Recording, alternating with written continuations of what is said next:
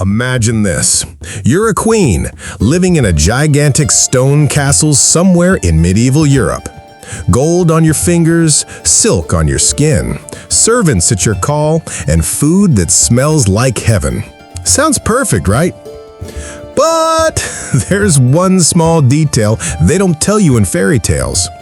Giving birth inside these castles was one of the most dangerous things a queen could ever do. And no, I'm not exaggerating.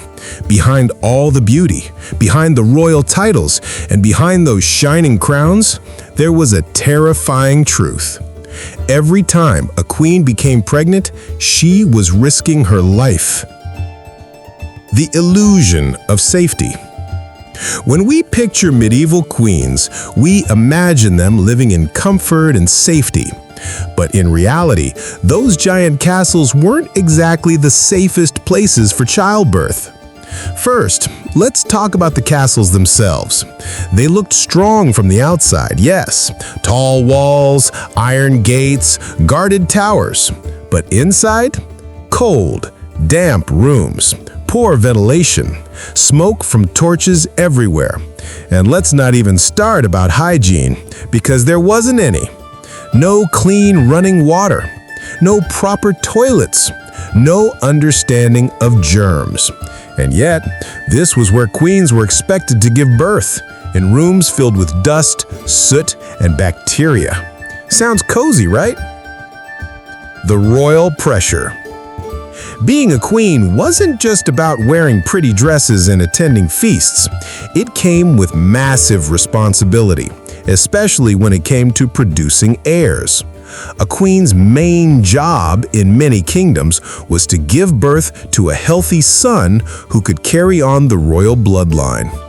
If she failed to do that, well, let's just say life didn't stay very royal after that.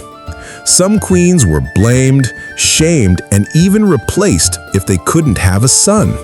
In fact, history is full of kings who married multiple times just to secure a male heir. Henry VIII, looking at you. So imagine the pressure. Every pregnancy wasn't just about bringing a child into the world, it was about securing the future of an entire kingdom. Medicine, or something like it. Now, let's talk about medieval medicine. And yes, I'm using air quotes here because, trust me, you'll understand why. Back then, doctors didn't know much about childbirth. There was no anesthesia, no understanding of bacteria, and no advanced tools. Most queens relied on midwives, who used knowledge passed down for generations, some of it useful, some of it questionable. Imagine going into labor, and the treatment plan involves burning incense to purify the air, saying prayers to ward off evil spirits, using strange herbal potions, and sometimes even bloodletting, because why not? These were the state-of-the-art techniques of the time. So yes, being royal didn't mean you got better healthcare. Sometimes it actually made things worse. Puerperal fever, the silent killer. There was one danger in particular that haunted almost every royal birth. Puerperal fever, also called childbed fever. It's basically a severe infection that happens after giving birth. Back then, no one knew it was caused by bacteria. Doctors and midwives didn't wash their hands, and they used the same cloths, tools, and beds for multiple births. Infections spread fast, and without antibiotics, the fever was often deadly. Sometimes queens died just days after giving birth. And in those cold stone castles, people whispered about curses or bad omens, when in reality, it was just poor hygiene. And here's the thing. Queens couldn't just not have children to protect themselves. Royal marriages were political contracts meant to create alliances and strengthen empires. Every royal pregnancy was national business. Ministers, priests, and even foreign diplomats waited for news. Would the queen produce an heir? Would the kingdom be secure? It wasn't just about family. It was about power, money, and survival, which meant queens often had no choice but to risk pregnancy over and over again, even after losing children, even after near-death experiences. Famous queens who paid the price. Let me give you a sneak peek of what's coming in later chapters. Several queens actually died because of childbirth complications. Jane Seymour, the third wife of King Henry VIII, died just days after giving birth to Prince Edward. Elizabeth of York, mother of Henry VIII, died from infection after childbirth. Isabella of Portugal collapsed physically and mentally after repeated pregnancies, dying at only 35. And these were queens with the best medical care their time had to offer. If they couldn't survive, imagine what it was like for ordinary women. Life, death, and legacy. Being a queen wasn't about freedom. It wasn't about glamour. It was about duty. And that duty often came with deadly risks. And yet, many queens faced it bravely. They walked into childbirth knowing they might not come out alive. Because for them, it wasn't just about giving birth to a child. It was about giving birth to the future of their kingdoms. So, next time you picture a queen in a fairy tale castle, remember this. Behind the jewels, behind the gowns, and behind those high walls, there was fear, pain, and unimaginable pressure. In this series, we're going to step inside those cold stone rooms. We'll talk about the dangers, the scandals, the superstitions, and the real human stories behind royal childbirth. Because if history teaches us one thing, it's this. Crowns may shine, but they are often carried on trembling shoulders. A crown that felt heavier than it looked. Imagine holding a shiny gold crown. Beautiful, isn't it? Sparkling jewels, flawless design. But for a queen, that crown didn't just rest on her head. It rested on her womb. Because in medieval Europe, a queen's value wasn't measured by her titles, beauty, or intelligence. It was measured by how many healthy heirs she could give the kingdom, preferably sons. No pressure, right? Except there was a lot of pressure. The royal job description. When a young princess married into royalty, she was taught many things: how to behave in court, how to speak with grace, how to manage royal households. But above all, she was reminded of her most important duty: produce an heir. It wasn't written on paper, but it was an unspoken law across kingdoms. For kings, this was personal and political. A son meant stability. A son meant power. Without one, civil wars, rebellions, and dynastic chaos often followed. This expectation made pregnancy less of a personal choice and more of a national project. Queens weren't just mothers. They were seen as factories of future kings. Romantic, isn't it? The hunt for a male heir. Let's be real.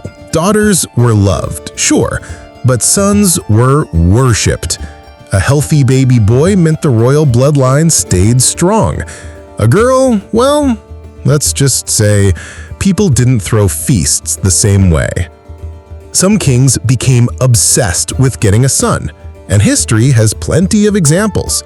Henry VIII of England married 6 times chasing a male heir. When his second wife, Anne Boleyn, gave birth to a daughter instead, he literally had her executed. Philip IV of France demanded repeated pregnancies from his queen until she finally produced a boy, and she nearly died doing it. In the Spanish courts, queens were expected to have children every year until a son was born. So, if you think your relatives asking, "When will you have a baby?" is stressful, imagine an entire kingdom waiting for your womb to deliver good news. The Royal Gossip Network. It wasn't just the king watching closely. Everyone, and I mean everyone, had an opinion on the queen's ability to give birth. Ministers, nobles, servants, priests, and even rival kingdoms waited for updates. When the queen became pregnant, letters flew across Europe announcing the news. Foreign ambassadors reported every detail back home, even predicting the baby's gender based on old superstitions. And here's the twist. If the queen failed to produce a healthy son, whispers spread like wildfire. Is the queen cursed? Maybe the king should marry someone else. Is God punishing the royal family? A private, personal experience for the queen became a public spectacle. There was no hiding, no privacy, no escape. The queen's silent fears. Now, imagine being that queen. Every month without pregnancy, pressure builds. Every miscarriage, rumors explode. Every daughter, disappointment grows. This wasn't just emotional stress, it was physical danger too. Pregnancy during medieval times was high risk even for queens, and yet refusing to have more children wasn't an option. Some queens became pregnant 10, 12, even 15 times during their short lives, often starting at a very young age. Their bodies weakened, but the political machine didn't care. The kingdom needed an heir, and if one queen couldn't provide it, there was always another waiting to take her place. When love didn't matter. You might think, well, at least these were royal marriages. Surely the king loved his queen. Sometimes yes, but often royal marriages were business contracts designed to unite empires, secure land, and strengthen armies. Love? That was optional. Heirs? Non-negotiable. Even when kings adored their queens, the throne came first. For example, Louis XIV of France loved his wife Maria Theresa deeply, but after she gave birth to 6 children, losing 3 in infancy, she was still pressured to keep trying even when her health collapsed. Royal romance wasn't about flowers and poetry, it was about power and politics, and often sacrifice. Rival queens and royal jealousy. Oh, and if you thought one queen had enough stress, imagine living in a palace with multiple wives. In some courts, kings married several women at once, and the competition for producing a son was fierce. A queen who gave birth to a healthy boy became the favorite, enjoying wealth, influence, and political protection. A queen who failed? She could lose her position, her safety, and sometimes her head. Queens weren't just giving birth for the kingdom, they were fighting for survival inside the palace walls. The church and the crown. Religion made everything even more complicated. In many European kingdoms, the church was deeply involved in royal marriages and childbirth. Clergy blessed pregnancies, prayed for heirs, and even interfered in medical decisions. A queen who failed to produce a son was sometimes accused of sin or displeasing God. Infertility wasn't seen as biology, it was seen as divine punishment. And guess who carried most of the blame? Yes, always the queen. A dangerous game of thrones. When a king died without a male heir, chaos often followed. Rival nobles claimed the throne, wars broke out, and entire dynasties collapsed. One of the most famous examples, the Wars of the Roses in England. 2 powerful families fought for decades because there wasn't a clear male heir to the throne. Thousands died in battles, all because one queen couldn't secure the bloodline. So when we say the kingdom's future rested on a queen's womb, we're not exaggerating. The stakes were literally life and death, not just for her, but for everyone. The heavy silence. Now imagine being pregnant under these conditions. No painkillers, no modern medicine, no privacy. And yet, entire nations watched and waited for you to succeed.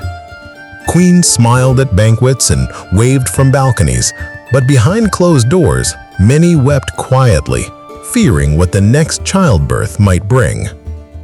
A failed pregnancy could cost them their health, their power, or their lives. A successful pregnancy? It might buy them a few years of safety until the king demanded another child. So, when we talk about the weight of a kingdom on a queen's womb, it wasn't poetic. It was literal. Their bodies carried dynasties. Their survival carried empires. Every pregnancy was a gamble. Every birth was a battlefield. And yet queens faced it all, silently, bravely, and often tragically. In the next chapter, we'll step inside the castles themselves. We'll explore what royal birth rooms really looked like, why they were far more dangerous than you think, and how luxury often hid deadly risks. Because, as you'll see, the walls that protected queens from invaders couldn't protect them from childbirth. The fairy tale versus reality. Close your eyes for a second and picture a medieval castle. Huge stone walls, high towers, fluttering flags, and maybe even a moat with swans swimming peacefully. Sounds magical, right? Now open your eyes and smell it. Rotten food, damp walls, smoke from torches, sewage nearby. Yeah, not so magical anymore. Castles looked grand from the outside, but inside, for queens, especially during childbirth, these places were silent death traps. Cold walls, colder rooms. Let's start with the basics, the architecture. Those tall stone walls looked beautiful, but they came with a price: constant cold and dampness. Queens often gave birth in private chambers deep inside the castle, away from open windows and fresh air. It was supposed to be safe and protected, but in reality, it was the perfect environment for infections to spread. No sunlight, no airflow, just heavy curtains, closed doors, and lots of people breathing in the same room. And remember, back then, people didn't even understand why ventilation mattered. If a room felt stuffy, they thought it was bad air caused by curses or evil spirits. Nobody suspected bacteria. A royal birth room or a royal trap. So, what did a queen's birthing chamber look like? If you're picturing a clean hospital bed and quiet nurses, think again. A typical royal birth room in the Middle Ages. Thick curtains drawn shut to keep out harmful winds. Multiple servants and midwives crowded around the bed. Bowls of burning herbs filling the air with smoke. Religious icons everywhere to protect the child. And sometimes even watching nobles, because royal births were often public events. Yes, you heard that right. In many kingdoms, the queen had to give birth in front of witnesses to prove the baby was legitimate. Talk about pressure. The dirt they couldn't see. Now, here's the real problem. Hygiene was basically non-existent. People didn't wash their hands. Midwives often moved from one birth to another without cleaning tools or clothing. Bed sheets were reused. Instruments weren't sterilized. And the floors? Oh, don't even ask. Castles were crawling with rats, fleas, and other delightful guests.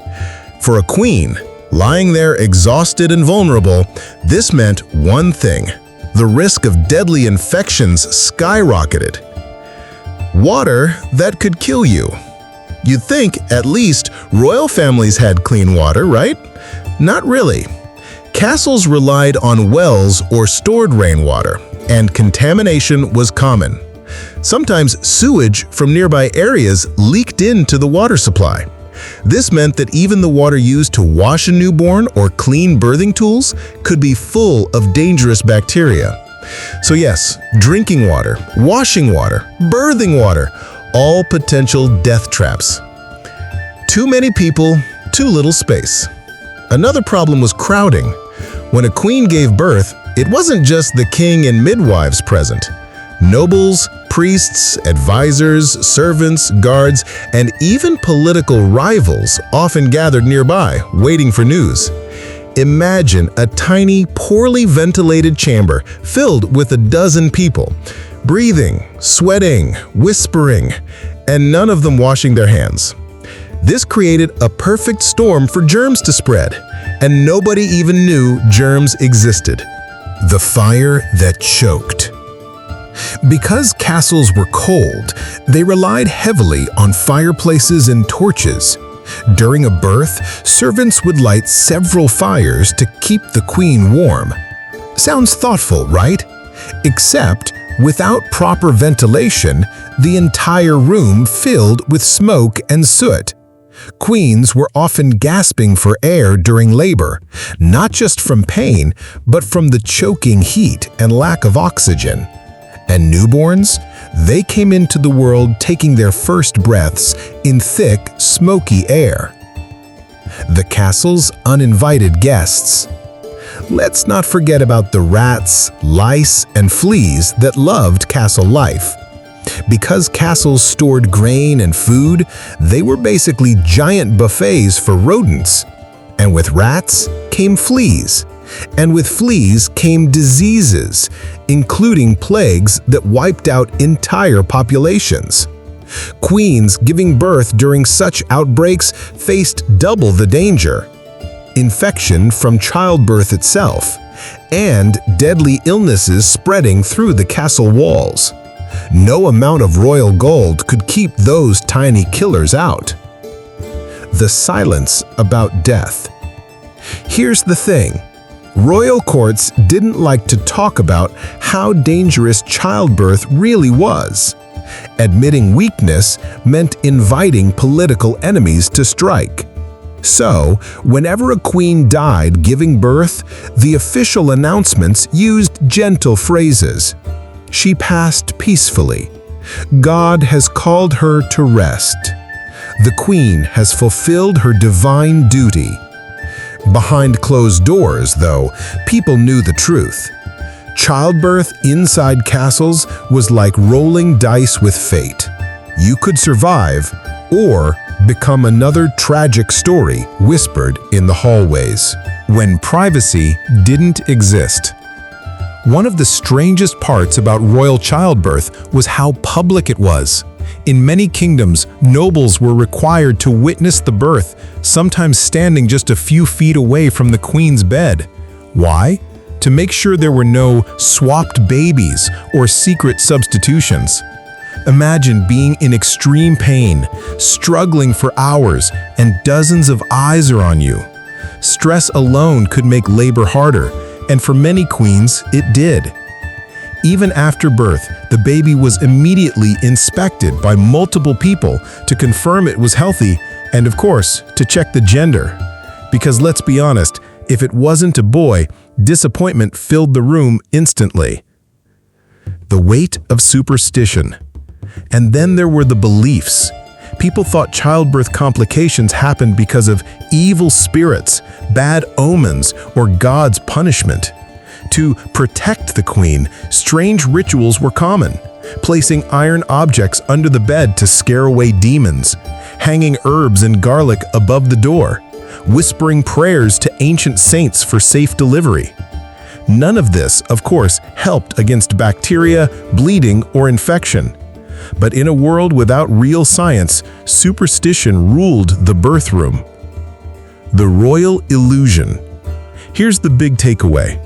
From the outside, castles looked like fortresses of safety and power, but inside, they were breeding grounds for disease and death. Queens faced childbirth surrounded by dirty water, crowded rooms, unhygienic tools, poor ventilation, and zero understanding of medicine.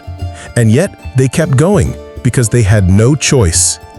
So next time you see a movie showing a queen giving birth in a royal chamber, remember, it probably wasn't soft silk beds, soothing music, and perfect lighting.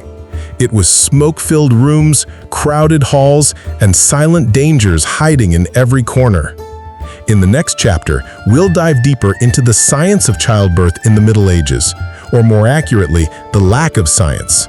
We'll explore what midwives and physicians believed, what treatments they used, and why so many royal births ended in tragedy. Because when medicine mixes with mystery, the results aren't always happy endings. Welcome to medieval medicine. Imagine going into labor today. You'd have doctors, nurses, clean rooms, pain relief, and equipment that actually works. Now, erase all of that from your mind. Because in the Middle Ages, medicine was less about science and more about guesswork, prayers, and hope. If you think that sounds terrifying, you're right, it was. For queens, giving birth wasn't just painful. It was like rolling dice with death. And the worst part? Even the so-called experts didn't really understand what was happening inside the human body. The big problem: nobody knew how bodies worked. Back then, anatomy was basically a mystery. Dissecting human bodies was banned in many places, especially by the church because it was considered sinful. This meant most medical knowledge came from ancient Greek and Roman texts, some of it outdated by 1,000+ years, astrology and horoscopes, religious theories about balance in the body, random trial and error. So when a queen went into labor, doctors and midwives had no real understanding of how the womb worked, why labor stalled, what caused infections, or even how blood loss actually killed people. They guessed a lot, and sometimes those guesses were deadly. Midwives versus physicians, a royal rivalry. Two main groups handled childbirth: midwives and physicians. Midwives had hands-on experience, usually passed down from generation to generation. They used herbal remedies, massages, and breathing techniques. Some were incredibly skilled, but their knowledge wasn't based on science, just tradition. Physicians were learned men, usually trained at universities. Sounds impressive, right? But here's the catch. Most of their training focused on theories instead of practice. They rarely attended actual births, yet they loved giving orders from the sidelines. And here's the royal twist. Kings preferred physicians because they were educated, but queens often trusted midwives, leading to conflicts inside the birth room. Not exactly the calmest environment for a safe delivery. When astrology decided birth plans. One thing medieval physicians did believe in passionately: the stars. Astrology wasn't just for horoscopes, it was serious medical business. Doctors believed the position of the moon, sun, and planets could affect when the baby would arrive, how smooth the labor would be, whether the child would be healthy. Before attending a queen's birth, some physicians literally consulted star charts to pick the safest time for delivery. Spoiler, the stars didn't help much. Strange treatments that sound like nightmares. If you think modern labor sounds scary, medieval treatments take things to another level. Here are a few examples of what queens went through. Bloodletting. Doctors believed illness came from having too much blood, so they drained it. Yes, during pregnancy and even during labor. Imagine losing blood when you already need every drop to survive. Herbal potions. Midwives often gave mixtures of crushed plants, honey, and wine to ease pain. Some worked mildly, but others contained toxic herbs that caused nausea, dizziness, or worse. Hot stones and animal parts. Some believed tying certain animal organs to a woman's thigh could draw out bad spirits and make labor faster. Spoiler, it didn't. Prayers and relics. Priests brought holy water, blessed charms, and saintly relics into the room, believing divine protection would save the mother and child. All of this combined into a strange cocktail of medicine, magic, and religion. Science? Almost non-existent. Pain relief, or lack of it. Labor pain was seen as God's punishment for Eve's sin. Yes, really. This belief meant many doctors and priests discouraged any form of pain relief because they thought suffering was spiritually necessary. So, queens endured childbirth with no anesthesia, no numbing drugs, and no modern techniques to manage contractions. In some rare cases, midwives used wine or opium-based herbs to dull the pain, but the doses were risky and sometimes deadly. For most queens, the only thing they could do was scream and pray. Instruments of life and death. When childbirth became complicated, medieval physicians reached for tools. Unfortunately, many of these instruments were more dangerous than helpful. One example was the crochet hook. Yes, a literal hook used to help deliver babies during obstructed labor. If the baby couldn't come out, they used force, often causing massive injuries to both mother and child. Forceps existed in later centuries, but in early medieval times, they were rare and primitive. And because nobody sterilized anything, these tools often spread infections that killed queens within days. Puerperal fever strikes again. We talked about this in Chapter 1, but it's worth repeating. Puerperal fever, a deadly postpartum infection, was one of the biggest killers of royal mothers. Doctors didn't wash their hands. Midwives used unclean linens. Tools weren't sanitized.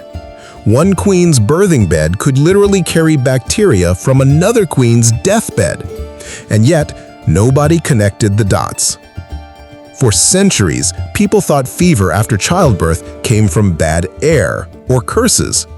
It wasn't until the 1800s, yes, hundreds of years later, that doctors finally understood the importance of hand washing. Superstitions in the birthing room. Medicine wasn't the only thing guiding childbirth. Superstitions were everywhere. Some believed hanging iron keys above the bed kept evil spirits away. Others thought placing bread under the mattress helped bring fertility luck. Candles blessed by priests were used to light the soul's path during birth. And some queens drank special lucky wine to protect the baby's future. None of this made birth safer, but in an age without science, people clung to hope wherever they could find it. A queen's deadly dilemma. For queens, there was an impossible choice. Refuse childbirth, risk losing power, and possibly face divorce. Or worse. Accept childbirth, risk infection, bleeding, or death. Many had no real say in the matter. Their bodies were seen as part of the kingdom's property, meant to serve the dynasty at any cost. Some queens faced 15 or more pregnancies in their short lives. Every labor left their bodies weaker, but the pressure never stopped. For many, the castle walls felt less like safety and more like a trap.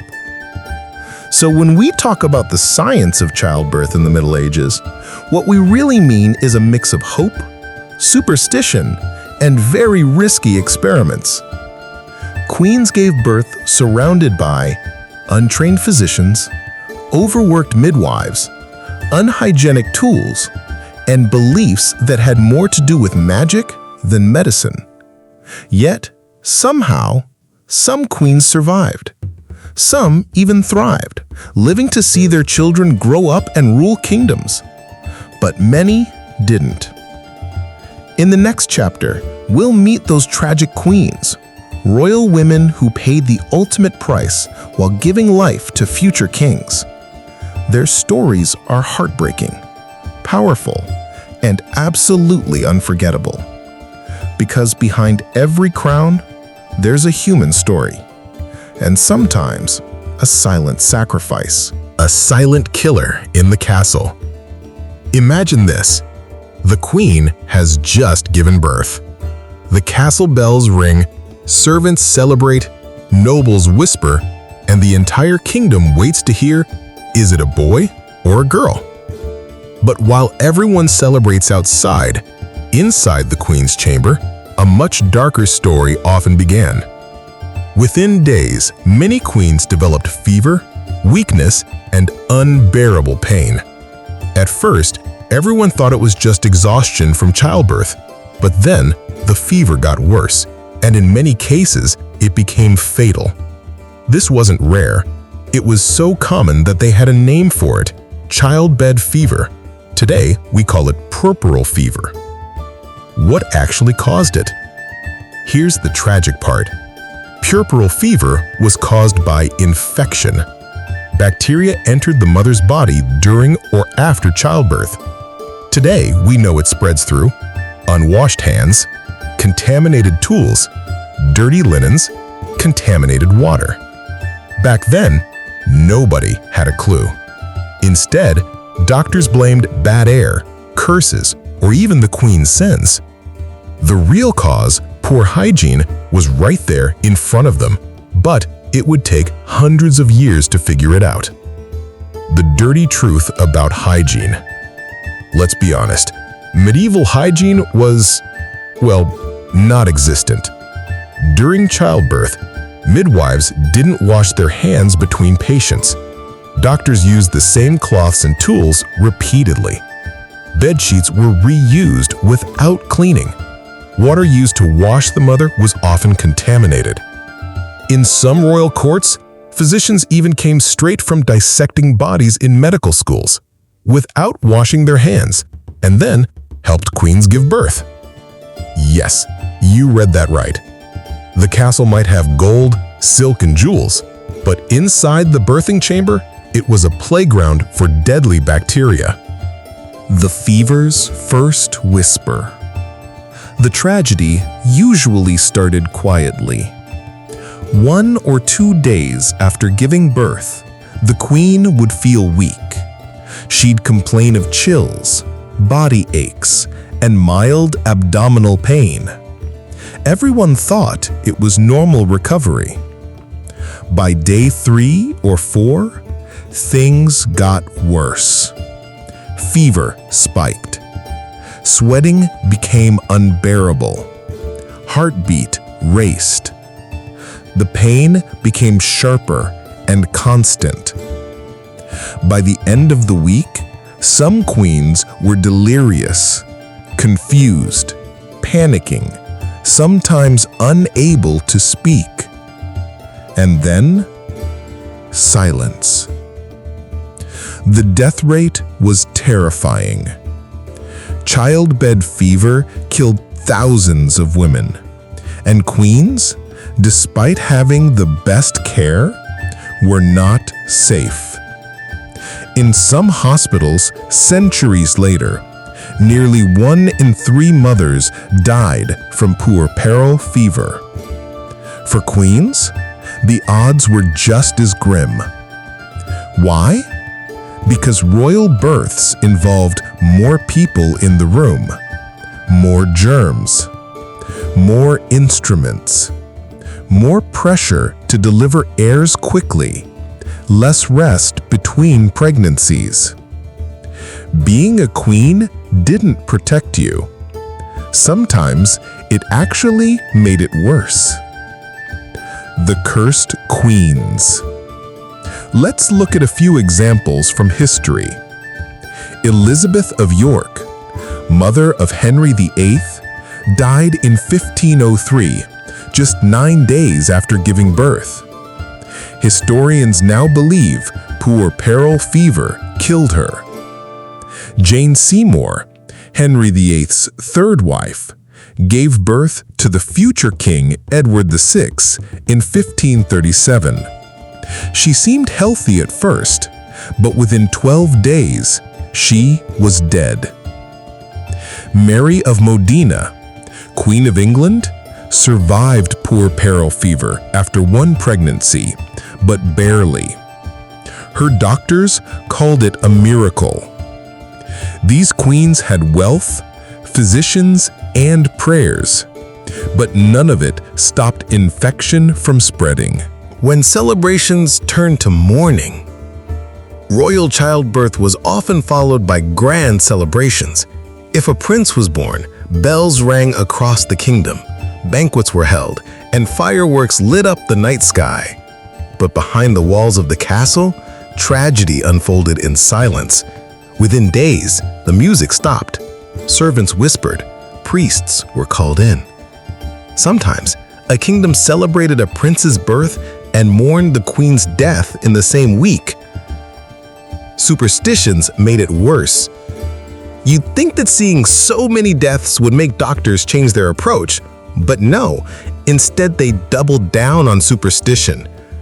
Some believed puerperal fever was caused by evil spirits hiding in the queen's chambers, curses placed by rival kingdoms, punishment from God for the queen's sins.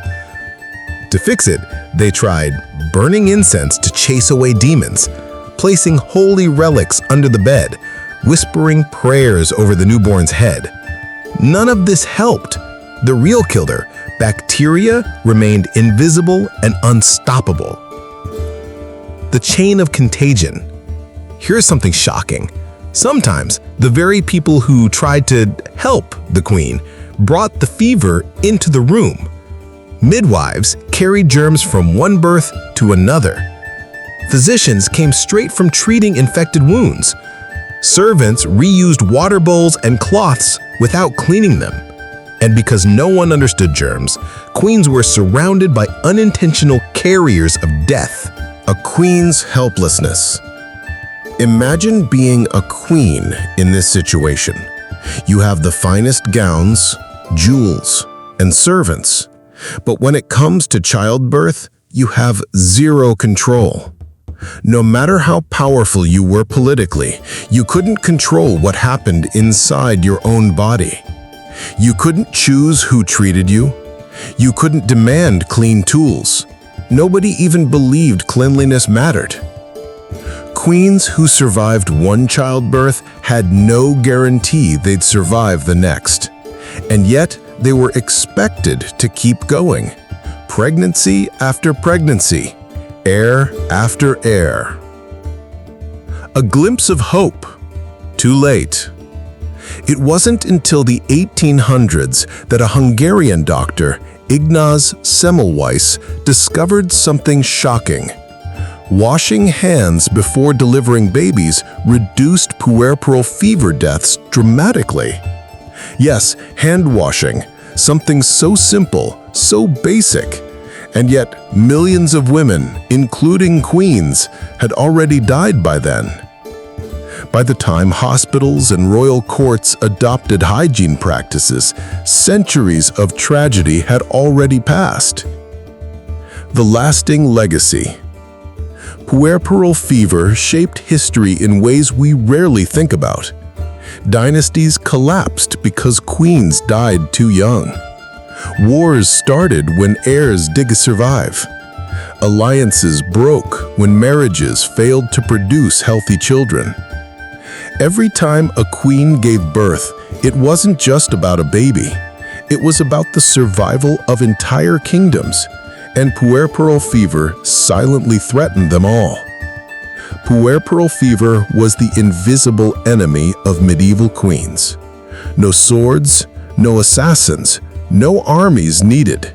Just one infection, and a queen's life could end within days.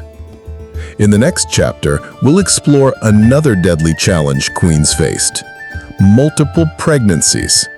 Because giving birth once was dangerous enough, but queens were expected to do it again and again and again.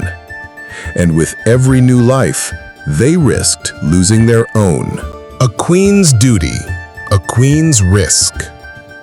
In the grand halls of medieval castles, queens wore dazzling crowns, velvet gowns, and priceless jewels. But behind the gold and silk was a truth far less glamorous. Every time a queen became pregnant, she risked her life.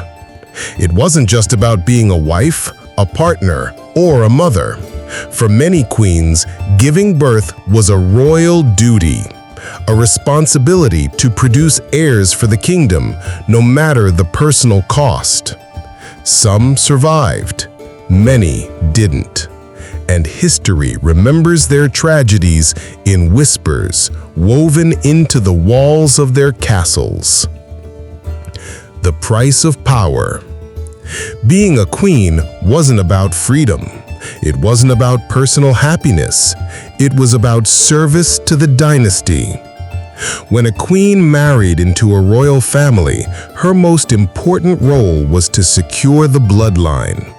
That meant producing children, especially sons, to inherit the throne and stabilize the kingdom. But here's the cruel twist. The kingdom celebrated her womb, but didn't protect her life. If she died giving birth, the crown moved on. The king remarried, and another queen took her place, often facing the same fate. Jane Seymour, the queen who gave a king his son. Let's begin with one of the most famous stories, Jane Seymour, the third wife of King Henry VIII of England. For years, Henry obsessed over having a male heir. His first two wives failed to give him a surviving son, and both suffered cruel fates. One divorced, one executed. Then came Jane. She gave Henry what he wanted, a healthy baby boy, the future King Edward VI. But Jane's happiness didn't last. 12 days after childbirth, she developed a raging fever, likely puerperal fever, and died at just 29 years old. Henry called her his true love and gave her a queen's burial. But history remembers her more for her death than her life. Elizabeth of York, the mother of a dynasty. Another tragic story comes from Elizabeth of York, wife of Henry VII and mother of Henry VIII. In 1503, Elizabeth gave birth to her 8th child. She was exhausted, frail, and barely recovered from her previous pregnancies. 9 days later, she died from infection, leaving behind a grieving husband and a 12-year-old son, the future Henry VIII. Elizabeth's death shaped the Tudor dynasty forever. It hardened her son, fueling his obsession with heirs and marriages later in life. Isabella of Portugal, a life worn away. Queens weren't just expected to have 1 or 2 children, they were expected to have many, and the constant pregnancies destroyed their health. Take Isabella of Portugal, the wife of Emperor Charles V. She endured 6 pregnancies in just 9 years.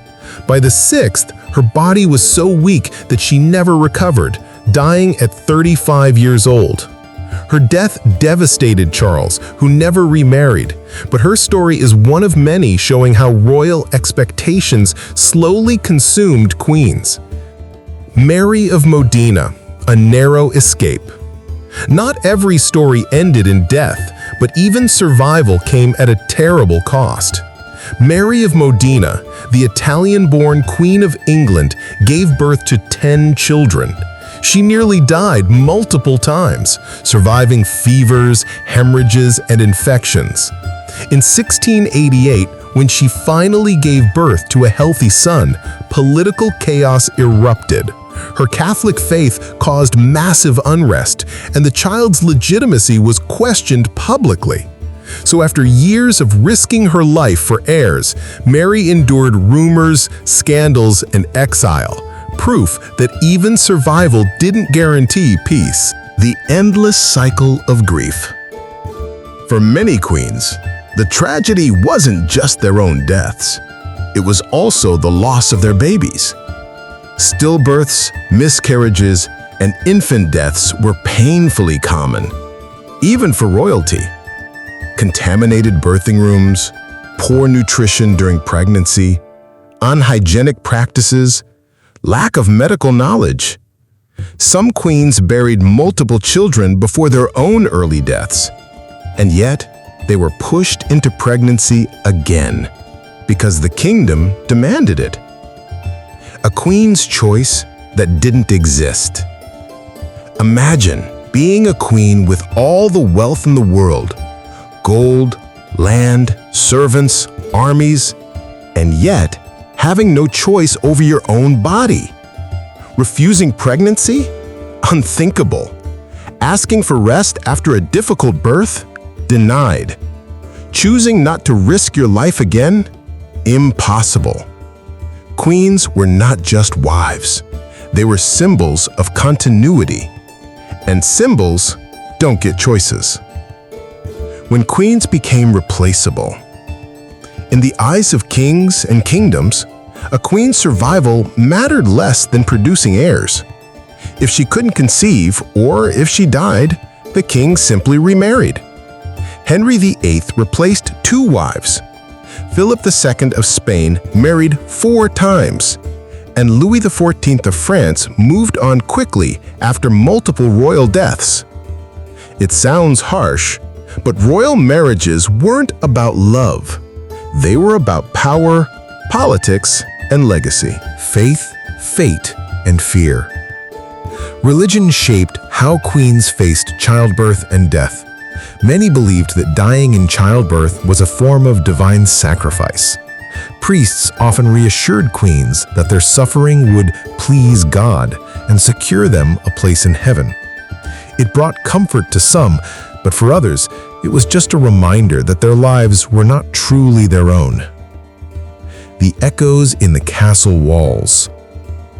Imagine walking through the silent corridors of a medieval castle today. The stone walls still stand, the towers still rise, the crowns and tapestries still shine in museums. But those walls carry whispers, the stories of young queens who gave their lives to keep dynasties alive.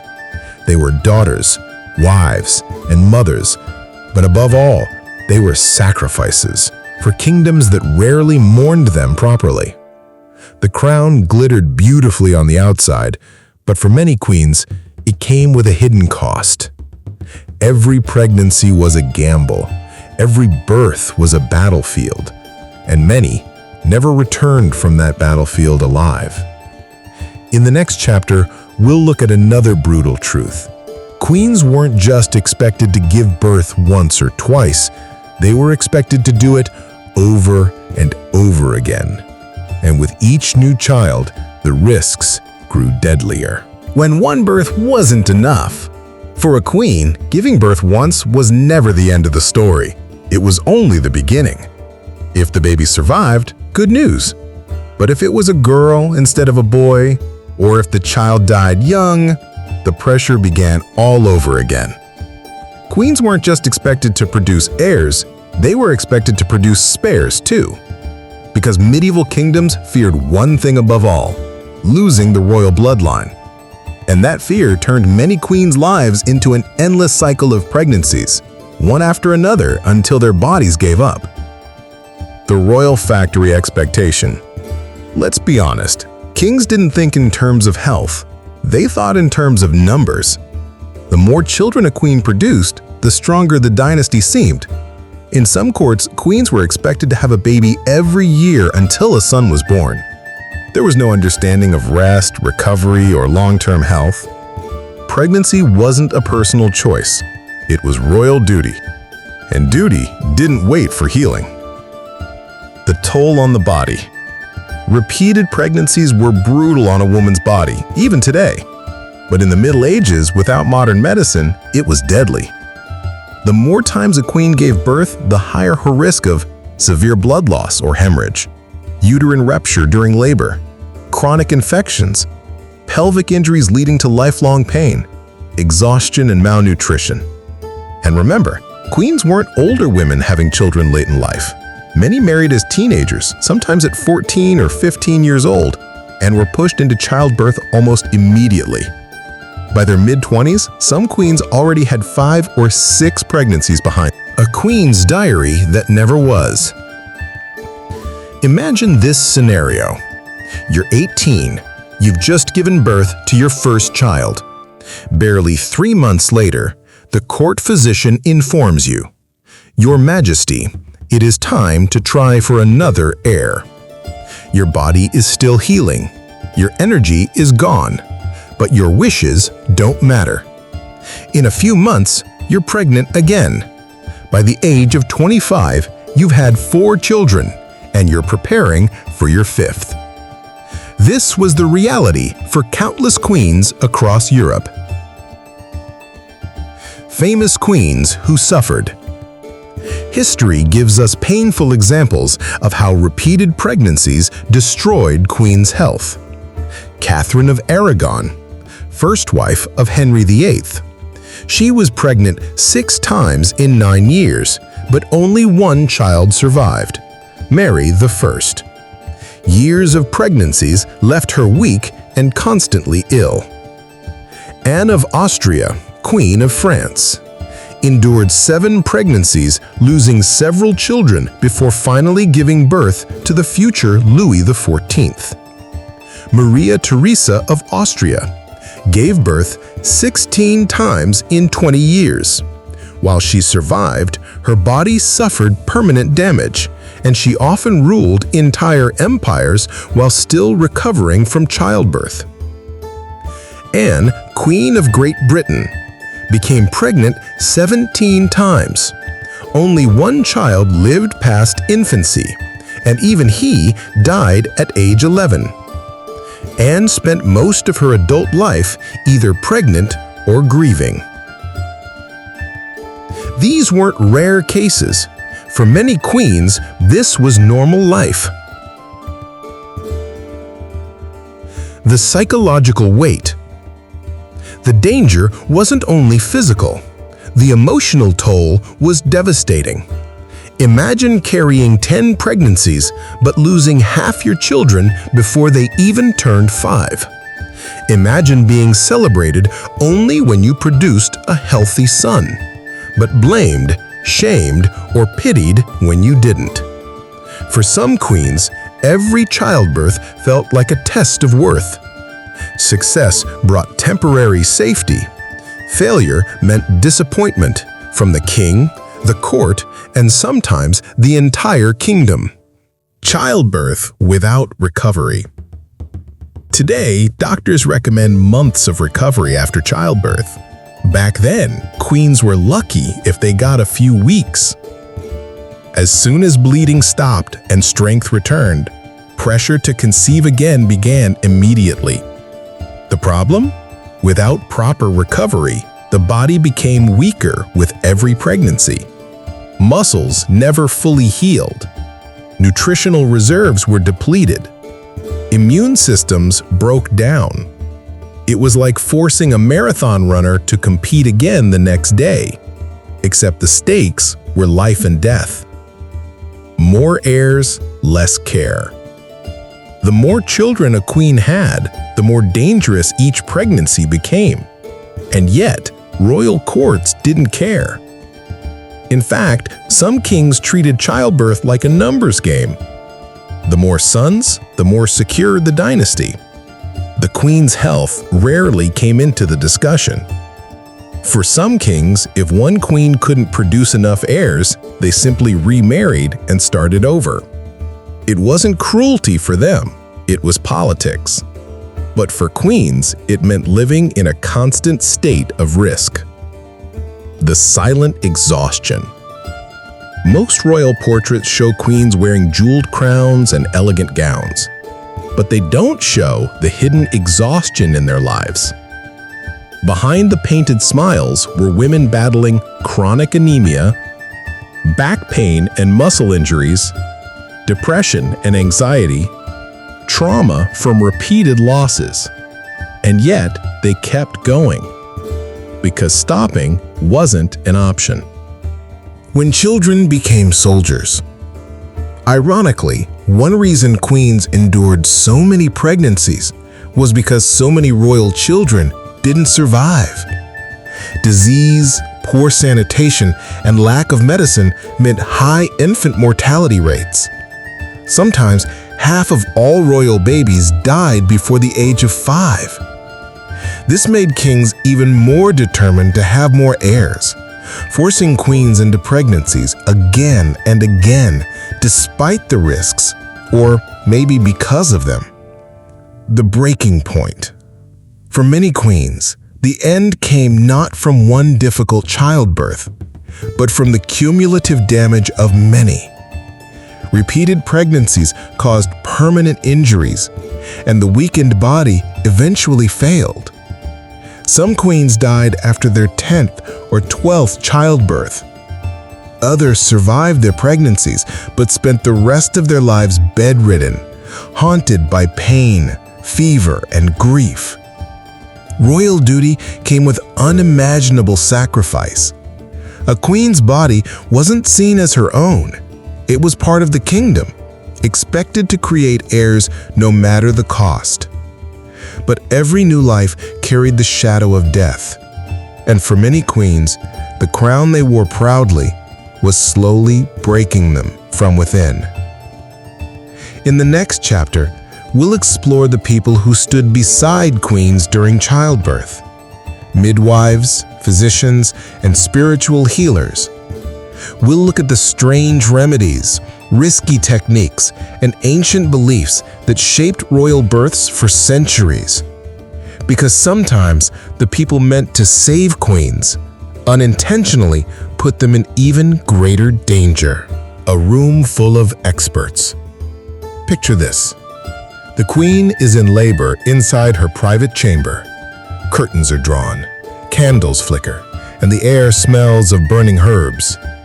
Around her bed stand the experts of medieval childbirth: midwives, physicians, priests, and servants, each holding a different idea about how to save the queen and her child. And here's the problem. None of them really understood how childbirth actually worked. Midwives, the unsung heroes. Let's start with the midwives, the women who had been helping mothers give birth for centuries. They weren't university trained. They didn't have formal medical knowledge. What they had was experience, passed down from generation to generation. Midwives handled everything from delivering babies safely, preparing herbal remedies, massaging mothers during labor, helping with breastfeeding and recovery. Some midwives were brilliant. They learned by watching, helping, and surviving hundreds of births. But not all midwives were skilled. Some relied heavily on superstition and old wives' tales. Others made dangerous mistakes simply because no one had taught them better. Physicians, the men of science. Then there were the physicians, the so-called men of science. Unlike midwives, physicians were usually educated in universities. Sounds impressive, right? Except their education was mostly based on ancient Greek and Roman texts, especially the teachings of Galen, a physician who lived 1200 years ago. They believed in balancing the four humors of the body: blood, phlegm, yellow bile, black bile. If a queen was struggling during childbirth, they thought it was because her humors were unbalanced. And their solution? Bloodletting. Yes, they literally drained blood from already exhausted bleeding queens because they believed it would restore balance. Spoiler, it didn't. A royal rivalry: midwives versus physicians. Inside the birth room, these two groups, midwives and physicians, often clashed. Midwives wanted to rely on experience, herbal remedies, and hands-on care. Physicians wanted to apply scientific theories and give medical orders. Queens were caught in the middle of this rivalry, unsure whose advice to follow. Ironically, midwives often had better survival rates because they used fewer risky interventions. But physicians had one big advantage: status. Kings trusted physicians more because they were educated men. This meant physicians often outranked midwives in royal births, even when their methods were more dangerous. The role of priests and religion. In many kingdoms, the church played a big role in childbirth.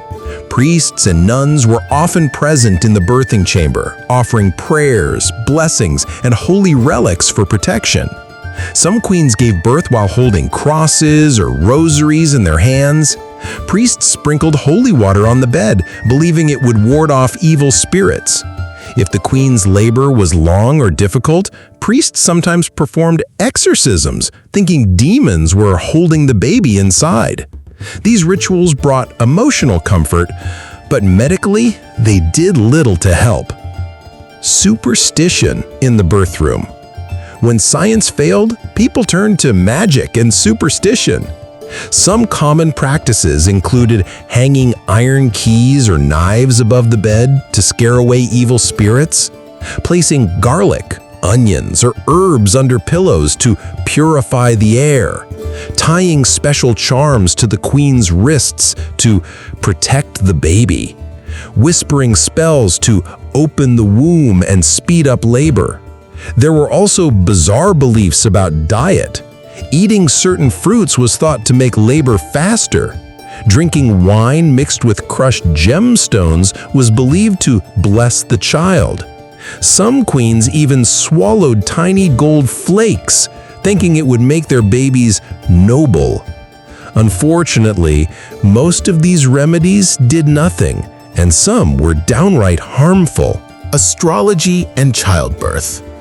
One fascinating part of medieval medicine was astrology. Physicians often consulted star charts before attending royal births. They believed the position of the moon, sun, and planets affected how smooth the labor would be, the health of the baby, the queen's chances of survival. Some births were even delayed or induced early based on favorable planetary alignments. Did it work? Not really. But when medicine is limited, people cling to hope wherever they can find it. The problem with tools. When labor became complicated, physicians sometimes used instruments, but these tools were often crude, risky, and unclean. Crochet hooks were used to pull out stuck babies, causing terrible injuries. Primitive forceps existed but were rare and poorly designed.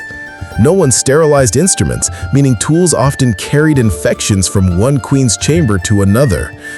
Many queens survived childbirth, only to die days later from infections caused by the very people trying to help them. When help made things worse. One of the greatest tragedies of royal childbirth was that the very presence of helpers sometimes increased the danger. Royal birth often involved midwives, physicians, priests, servants, nobles observing. That meant a crowded room full of unwashed hands and reused tools. With every person who entered the queen's chamber, the risk of infection climbed higher. The more help she had, the more likely she was to get sick afterward. The queen's powerlessness. Despite being some of the most powerful women in the world, queens had little control over how they gave birth. They couldn't choose who attended them. They couldn't demand clean conditions. They couldn't refuse certain treatments, even risky ones. Everything, from the timing of the birth, to the medicines used, to the people allowed in the room, was decided by kings, priests, and court physicians. For many queens, the most important event of their lives was also the moment they were most powerless. In the medieval birth room, science, superstition, and status all collided.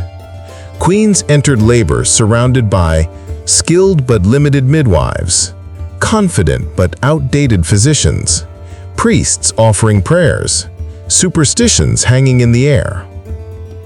Some survived because of luck, some died because of ignorance, and in many cases, the difference between life and death came down to chance, not medicine. In the next chapter, we'll step behind closed royal doors and uncover the secrets of childbirth in the castle, the strange traditions, hidden witnesses, and shocking rules queens had to follow while giving birth. Because the danger wasn't just medical. Sometimes it came from politics and privacy, too. When birth became a public affair. Picture this. The queen is in labor, exhausted, sweating, and terrified. She's surrounded by midwives, physicians, and priests, but also witnesses, nobles, servants, and sometimes even political rivals. Why?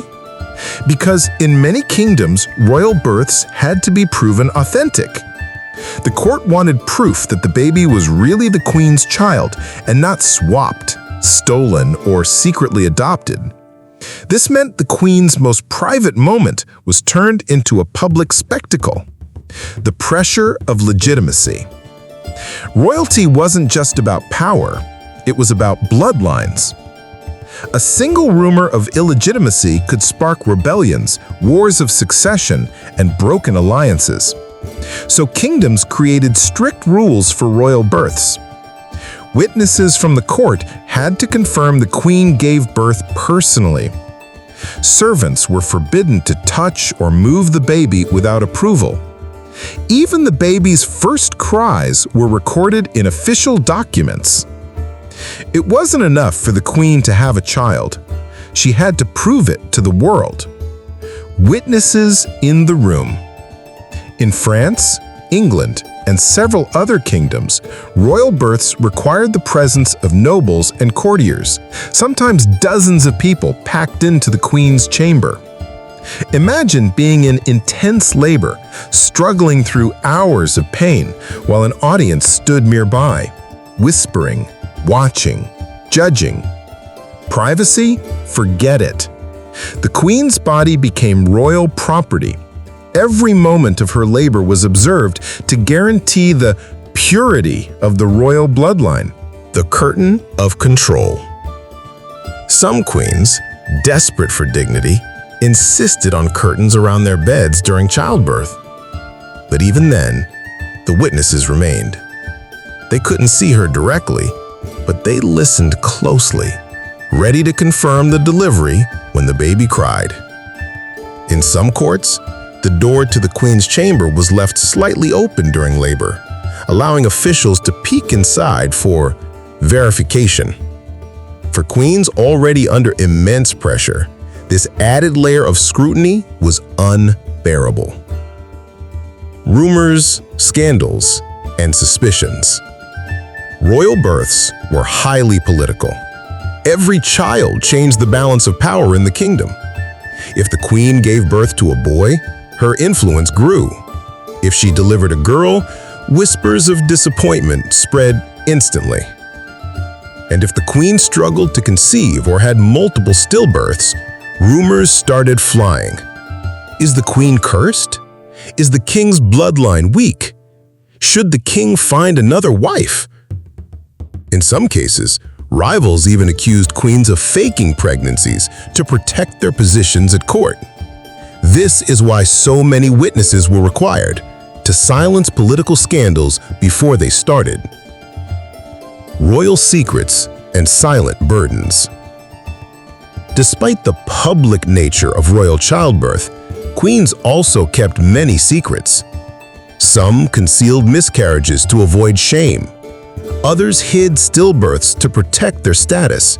And in rare cases, infants who didn't survive were quietly replaced by healthy babies from other noble families to preserve the illusion of an unbroken bloodline. These secrets rarely left the castle walls, but they shaped the course of dynasties. When the king waited outside. Interestingly, in many kingdoms, kings were not allowed inside the birthing chamber. Labor was considered women's business. So the king waited outside with advisors, pacing the halls, listening for news of the baby's first cries. This created another layer of tension. If the queen delivered a boy, celebrations erupted instantly. If it was a girl, the silence was deafening. For many queens, knowing their husband's approval depended on the baby's gender added another invisible weight to an already life-threatening moment. The role of politics in the birth room. Royal childbirth wasn't just about family. It was politics in action.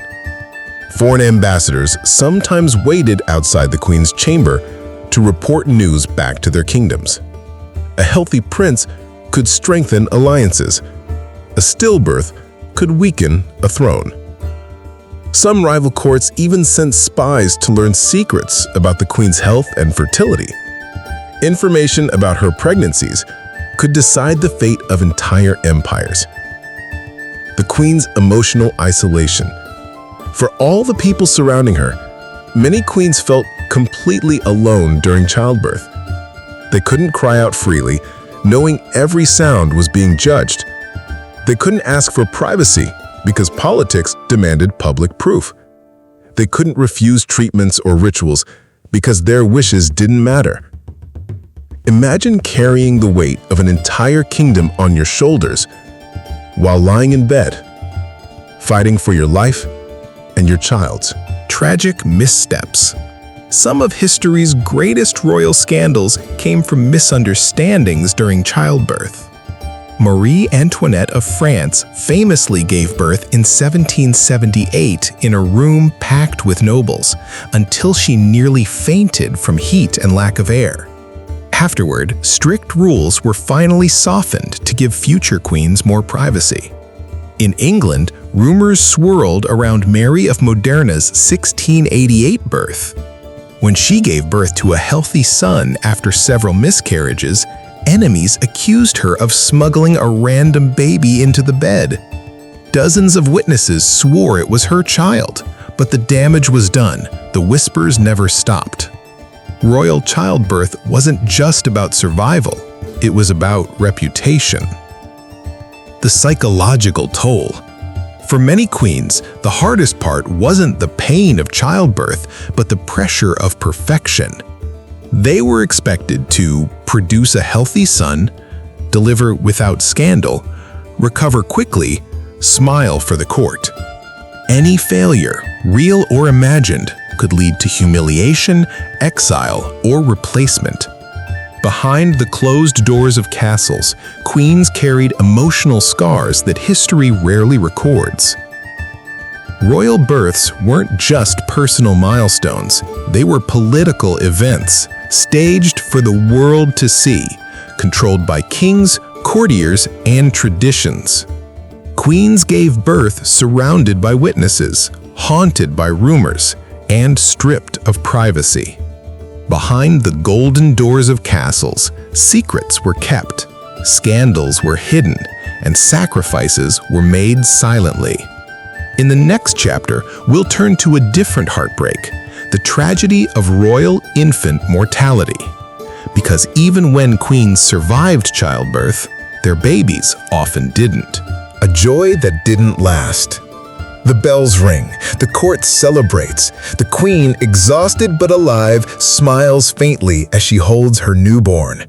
But sometimes that joy lasted only hours, sometimes days, and far too often, not at all. In medieval times, even inside castles, infant mortality was heartbreakingly common. Queens endured months of dangerous pregnancies, survived painful labors, only to lose their babies to infections, malnutrition, or complications they couldn't control. It was a tragedy that shaped families, dynasties, and entire kingdoms. Why royal babies died so often? You'd think being born into royalty meant safety and protection, but in reality, royal babies faced many of the same dangers as ordinary children, and sometimes even more. Some of the biggest causes were infections. Castles weren't clean. Babies were wrapped in reused linens, handled by unwashed hands, and exposed to bacteria from the moment they were born. Premature births. Queens were often forced into back-to-back pregnancies, leaving their bodies no time to recover. Many babies were born too early to survive. Malnutrition. Believe it or not, even royal babies suffered from poor nutrition. Wet nurses sometimes passed on illnesses through breast milk, and when babies were switched to animal milk, they developed fatal digestive problems. Medical ignorance. Without modern knowledge, something as simple as a mild fever or dehydration could become deadly in hours. Even the most celebrated royal infants weren't safe from these silent killers. The pain of silent nurseries. Imagine walking through the nursery of a grand castle. Tiny cribs lined up beneath golden canopies, toys carved from ivory, silk blankets embroidered with the family crest. And yet, behind the luxury, Many of these nurseries were filled with silence. For some queens, childbirth didn't just bring one heartbreak, it brought repeated loss, stillbirths, sudden deaths within days, fevers that claimed newborns within weeks, crib deaths with no explanation at all. Queens buried infants quietly, sometimes in secret chapels beneath the castle, and returned to the same chamber months later to try again. The weight of expectations. Royal families weren't just grieving parents, they were political players. If a queen gave birth to a healthy boy, the kingdom celebrated. If she delivered a girl, people politely smiled but whispered disappointment. And if the baby died, sympathy faded quickly. Why? Because in the eyes of the court, the queen's duty wasn't just giving birth, it was giving birth to surviving heirs. This relentless pressure forced queens to risk their lives again and again, even after losing one baby after another. Famous royal tragedies. History is filled with stories of queens who survived childbirth but lost their babies soon after. Catherine of Aragon, first wife of Henry VIII, gave birth to 6 children. 5 died either at birth or in infancy. Only Mary I survived. Anne, Queen of Great Britain, endured 17 pregnancies. 13 ended in miscarriage or stillbirth. Of the 4 live births, all the children died young. The last, Prince William, died at just 11 years old. Marie Antoinette of France. Out of 4 children, only 1 survived into adulthood. Empress Isabella of Portugal lost multiple infants despite having the best royal physicians of her time. Even for queens with power, wealth, and status, nature didn't bend to privilege. The curse of wet nurses. In many courts, queens didn't breastfeed their babies. Instead, they handed them to wet nurses, women hired to nurse royal children. The idea was to protect the queen's body so she could recover quickly and conceive again. But this practice came with risks. Wet nurses sometimes carried infectious diseases. Their hygiene was often poor. Switching between multiple infants spread illnesses rapidly. Ironically, the attempt to protect the queen sometimes cost the baby's life. Doctors who didn't know. Royal physicians attended every birth and treated every sick infant, but their cures were often more harmful than helpful. Common treatments included bloodletting, yes, even for newborns, forcing infants to swallow herbal concoctions, rubbing the baby's gums with honey and wine, heating rooms to sweat out illness, using gemstone powders as protective tonics. Of course, none of this worked. In many cases, these remedies weakened fragile infants even further. The double heartbreak. Queens lived with a unique kind of grief. They risked their lives for children they often didn't get to raise. Imagine nearly dying in childbirth, only to have your baby buried days later. Then, before the pain faded, the court reminded you of your duty to become pregnant again. It was a cycle of physical pain, emotional trauma, and political expectation that many queens endured for their entire lives. When a kingdom mourned, not every royal baby's death was hidden in silence. Sometimes the entire nation mourned. Bells tolled, black banners draped castle walls. Poets wrote elegies for princes who never ruled. But even these public displays of grief couldn't change the reality inside the queen's chamber. The pressure to conceive again started almost immediately. Why this mattered for dynasties. Every lost royal infant wasn't just a personal tragedy. It was a political crisis. Fewer surviving heirs meant weaker dynasties. Rival claimants rose to challenge the throne. Wars of succession broke out over empty cradles. In some cases, the repeated loss of royal infants changed the entire history of nations.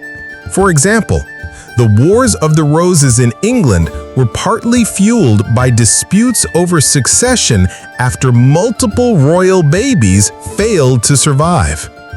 When infants died, kingdoms trembled.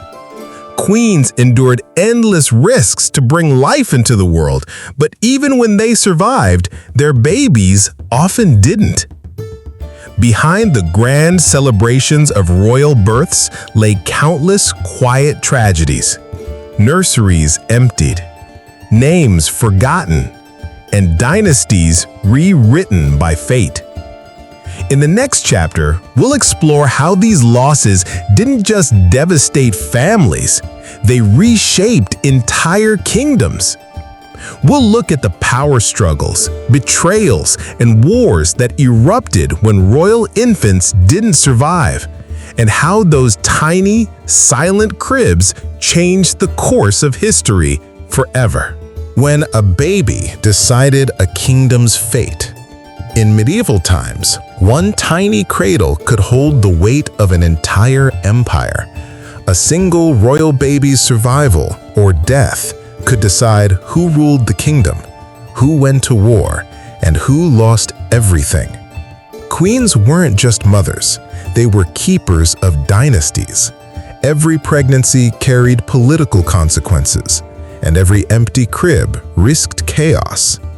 The throne's fragile balance. Royal families depended on bloodlines to secure their power. If a king didn't have a healthy son, questions about succession exploded instantly. Without a clear heir, rival nobles started plotting. Distant relatives claimed the throne, and foreign kingdoms prepared to invade. And when uncertainty grew, betrayals followed, sometimes from inside the castle walls. Queens under fire. When a royal baby died or when the queen failed to produce a son, blame often fell entirely on her. Some queens faced whispers of infertility, others endured open humiliation, and many lived in fear of being replaced. The cruel irony? In an age when medical knowledge was minimal, a queen could do everything right and still be blamed for fate's cruelty. Henry VIII, the king who changed everything. Perhaps the most famous example of politics, bloodlines, and betrayal comes from England's King Henry VIII. He desperately wanted a son to secure the Tudor dynasty. His first wife, Catherine of Aragon, gave birth 6 times, but only one daughter, Mary, survived. Frustrated, Henry divorced Catherine and married Anne Boleyn. When Anne also failed to produce a male heir, he accused her of adultery and treason and had her executed. Then came Jane Seymour, who finally gave Henry the son he wanted, but died days after childbirth. This relentless pursuit of heirs didn't just destroy marriages, it reshaped the English monarchy forever. The Wars of the Roses, a throne in flames. If you think one missing heir caused tension, imagine 2 rival families fighting for the same crown. In 15th century England, the royal houses of Lancaster and York fought a brutal civil war for decades because neither side had a clear surviving heir. The result? Thousands of nobles killed, entire bloodlines wiped out, kings dethroned and executed, and at the heart of it all, the question of who had the right blood to sit on the throne. This wasn't just war, it was family betrayal on a national scale. Foreign thrones, foreign plots. Royal marriages often served as political contracts between powerful kingdoms. A queen from Spain marrying into France, or a princess from Austria marrying into England, was meant to strengthen alliances. But if the marriage failed to produce a strong heir, things turned ugly. Foreign families questioned their influence. Alliances collapsed. Wars erupted between former friends. Queens often became pawns in these larger political games, their wombs carrying not just babies, but treaties, trade deals, and peace itself. The baby switch conspiracies. One of the wildest fears in royal courts was the idea of baby swapping. Rival families sometimes accused queens of sneaking in healthy babies to replace stillborn heirs. The 1688 birth of James Francis Edward Stuart, son of Mary of Modena, was one of the most famous examples. Enemies claimed a random baby had been smuggled into the queen's bed inside a warming pan. Dozens of witnesses swore the child was hers, but the rumor stuck, damaging the royal family's credibility for years. The dynasties that fell. Some kingdoms couldn't survive when bloodlines failed. The Capetan dynasty in France collapsed after 3 sons of Philip IV died without strong heirs. The Spanish Habsburgs spiraled into extinction after generations of inbreeding caused widespread infertility. In Scotland, the death of King Alexander III without a male heir triggered decades of wars over succession. These weren't just personal tragedies, they were national disasters. The Queen's silent struggle. Through all of this, queens lived under an impossible weight. Their bodies decided peace or war, stability or chaos, life or death for dynasties. They couldn't control stillbirths, plagues, or infant illnesses, and yet when things went wrong, they carried the blame alone. Behind the feasts and ceremonies, many queens spent their nights praying in silence, terrified of failing their kings, their courts, and their kingdoms. Bloodlines were the currency of power. Every royal baby was a political investment, and when heirs failed to survive, the cost was betrayal, war, and lost empires. For queens, every pregnancy carried more than a child. It carried the weight of a nation's survival. In the next chapter, we'll step into the archives of history and uncover the hidden medical records of royal courts. We'll see what kings and physicians kept secret, what treatments they experimented with, and how some of their cures were as dangerous as the diseases themselves. When bloodlines became weapons, royal births weren't just about survival. They were about power plays. Ambitious nobles used a queen's infertility as a weapon. Rivals whispered in the king's ear, "Perhaps God wants a new queen. Your bloodline deserves a stronger womb. Another marriage could secure the future." For queens, every failed pregnancy made them more vulnerable to betrayal. A single miscarriage could spark plots, divorces, and executions. The price of producing heirs. Some queens gave birth over and over to protect their positions, but endless pregnancies weakened their health, and when they died, kings often remarried quickly, sometimes within weeks. This created new queens, new factions, and new rivalries. Royal courts became battlegrounds, not just for armies, but for influence over the king's heart and the kingdom's future. Scandals, secrets, and surprises. Not all betrayals were political. Some were personal, driven by jealousy, ambition, and desperation. Rumors of infidelity were enough to destroy queens. Accusations of witchcraft spread when multiple babies died. Secret heirs sometimes appeared, claimed by mistresses or distant relatives. In some kingdoms, illegitimate children of kings were hidden, erased, or secretly positioned as pawns in the fight for power. Secrets locked in the archives. Deep inside the castles of Europe, behind heavy doors and guarded rooms, lay secret medical records, scrolls, diaries, and reports that few were allowed to see. These records told a story that kings and courts often hid from the world. The health of their queens, the struggles with childbirth, and the desperate experiments doctors tried to keep them alive. Because in royal politics, a queen's womb was a state secret. Why royal health was kept hidden? In medieval times, a queen's ability to have children wasn't just personal, it was political power. If news spread that a queen was sick, infertile, or struggling with childbirth, rival families and foreign courts would see the dynasty as weak. This meant royal physicians kept meticulous records, but only for the king's eyes. The rest of the court and the people were told carefully crafted stories of perfect health. Behind the scenes, though, queens endured miscarriages, fevers, and infections that were never mentioned publicly. Strange remedies from the records. Some of these hidden documents reveal the bizarre and risky treatments used during royal births. Here are just a few examples. Gemstone powders. Ground rubies, pearls, and sapphires were mixed into wine or milk, believed to strengthen the womb and bless the unborn child. In reality, these did nothing and sometimes caused poisoning.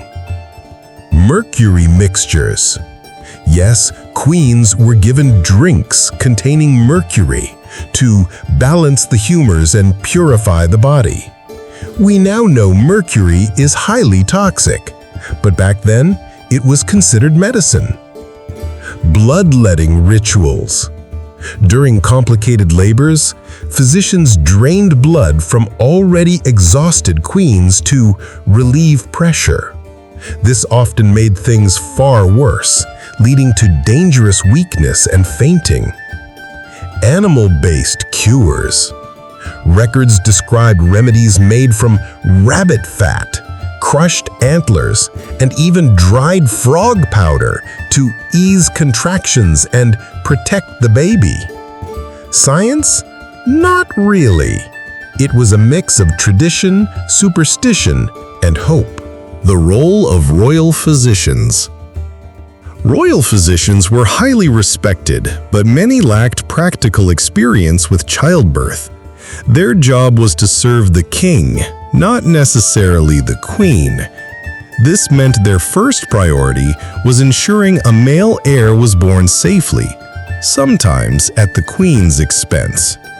In some cases, physicians pushed for dangerous procedures just to save the baby for the dynasty, even if it risked the queen's life. Midwives often opposed these decisions, but in royal courts, the physician's word carried more weight.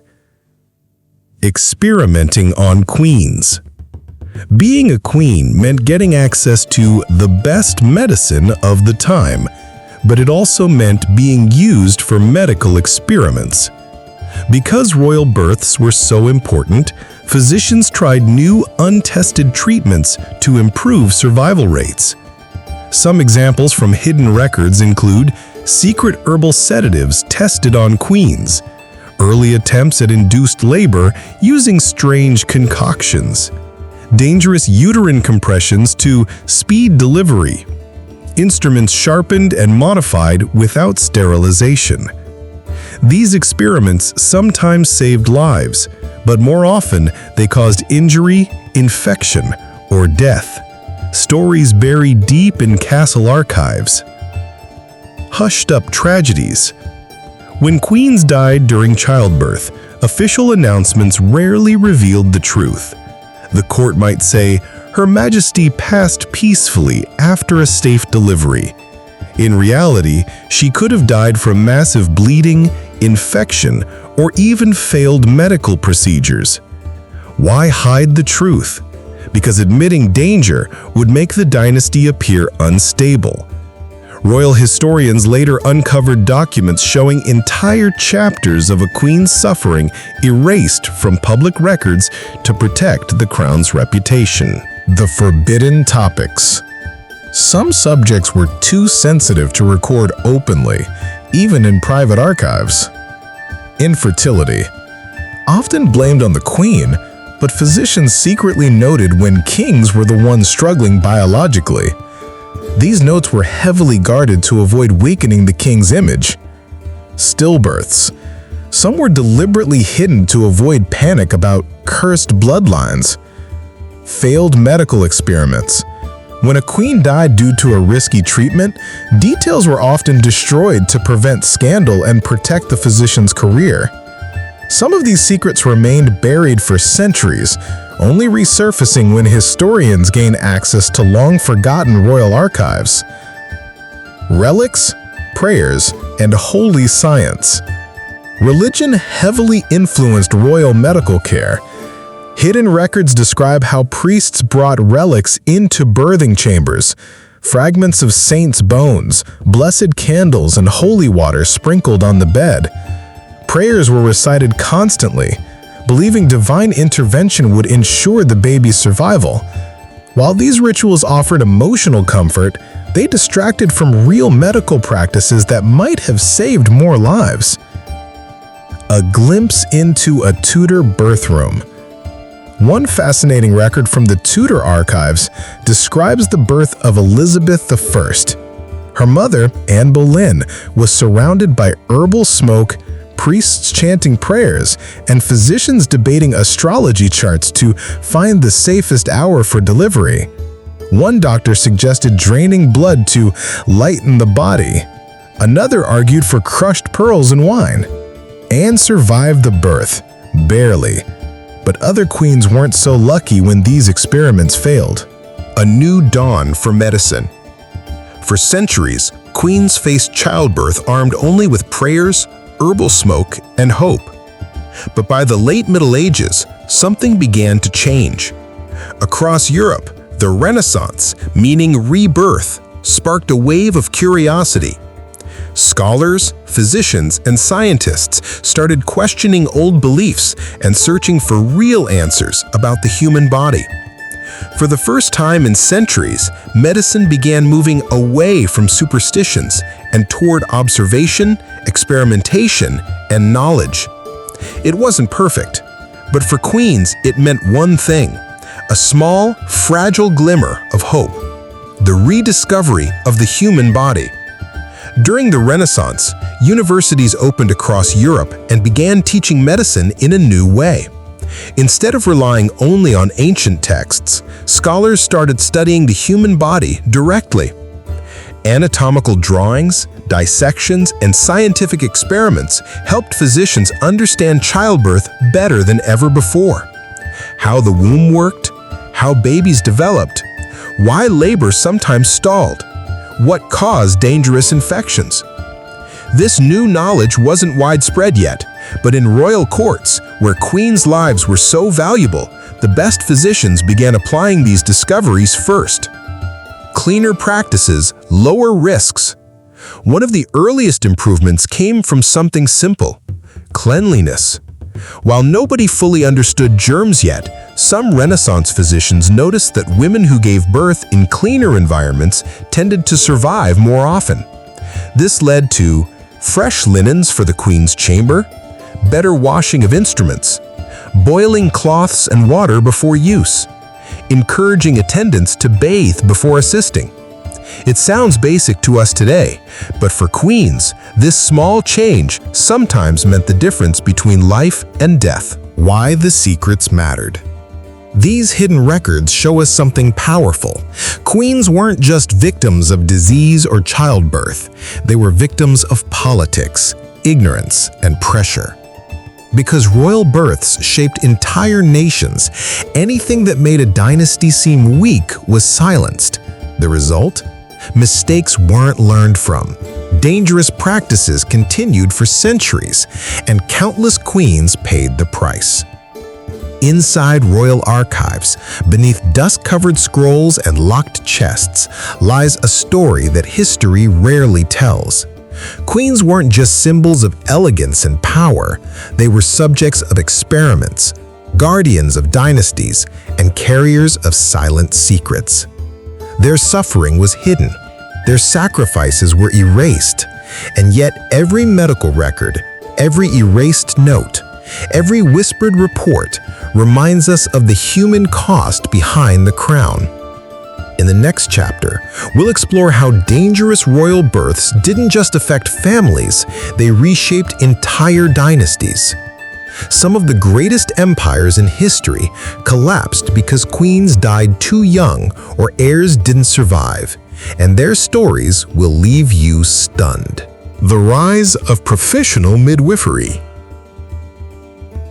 During this period, midwives began receiving formal training in certain cities.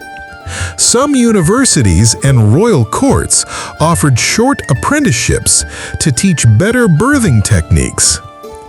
How to turn breech babies safely. Gentle massages to ease contractions. Herbal medicines to control bleeding. More organized care during long labors. Queens still depended heavily on midwives, but now some had access to specialists who were far more skilled than in previous centuries. Astrology loses its grip. In earlier centuries, physicians relied heavily on astrology to predict childbirth outcomes. But during the Renaissance, scientists started challenging these beliefs. Instead of asking the stars, they began studying the body itself. Some royal physicians abandoned astrological charts entirely, choosing instead to focus on monitoring the mother's pulse and breathing, tracking signs of infection, timing contractions, observing the baby's position in the womb. This shift marked the slow decline of superstition-driven childbirth care in royal courts. Safer medicines, smarter remedies.